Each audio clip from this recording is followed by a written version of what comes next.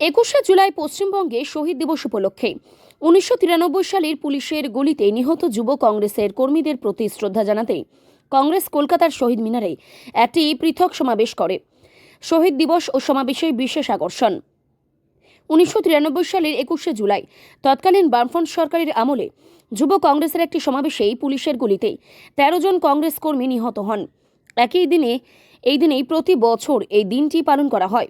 কংগ্রেসের অনুষ্ঠান রাজ্য কংগ্রেস সভাপতি শুভঙ্কর সরকারের নেতৃত্বে কংগ্রেস শহীদ মিনার ময়দানে তাদের শ্রদ্ধা নিবেদন অনুষ্ঠান এবং শক্তি প্রদর্শন করে। রাজু ভাইয়ের অনুসারীরা মালিকপুর থেকে শহীদ মিনার পর্যন্ত একটি বিশাল র্যালি বের করেন, যেখানে রাজু ভাই, বেবিত শহীদ ভাই, মোহাম্মদ শহীদুজ্জামানের পাশাপাশি বিপুল সংখ্যক কংগ্রেস সমর্থক উপস্থিত ছিলেন।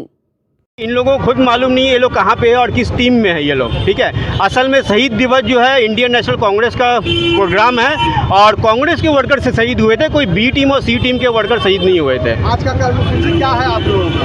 आज हम लोग जो है उन शहीदों को याद करेंगे और हमारा मांग होगा कि जो शहीद हुए थे उनको इंसाफ मिल सके। शुक्रिया।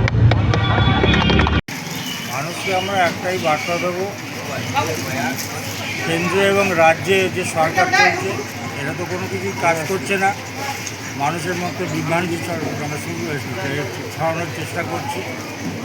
আমরা আগামী দিনে যদি আসতে পারি তো মানুষের হয়েই কাজ করব, এইটুকুই আমরা।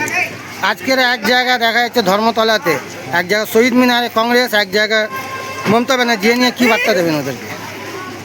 উনি তো আমার প্রোগ্রামটা তো অরিজিনালি আমাদের 1993 সালে যুব কংগ্রেসের 13 জন শহীদ হয়েছিল।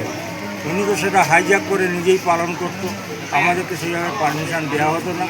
এবারে আমরা পারমিশন পেয়েছি, সেই কারণে আমরা সবাই একত্রিত হয়ে প্রতিটা অঞ্চল থেকে আমরা আজকে এই অনুষ্ঠানে হাজির হতে চাই চলেছি।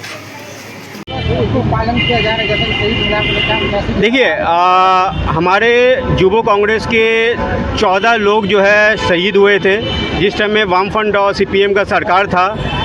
तो हम लोग उस शहीद दिवस को जो है आज उन शहीदों को याद करने के लिए आज का ये हम लोग प्रोग्राम कर रहे हैं कि जो एक्चुअल जो शहीद हुए थे, जिस तरह शहीद दिवस मनाया जाता है, ठीक है, तो हम लोग आज वो शहीद दिवस का पालन करने के लिए जा रहे हैं। सर, आज कलकत्ता में एक नहीं 3 मीटिंग सभा की जा रही है। আজকেরা দেখা যাচ্ছে রাজুদা আপনারা মল্লিকপুর থেকে একটা মহা র্যালি নিয়ে আসছেন, নিয়ে মানুষের কী বার্তা দেবেন?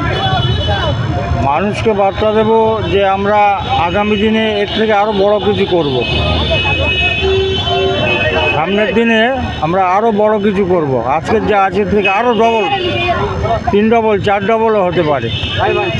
দেখা যাচ্ছে এক জায়গা শহীদ মিনার আপনারা শহীদ দিবস পালন করছেন, এক জায়গায় মমতা ব্যানার্জি, এক জায়গায় শহীদ দিবস করছেন।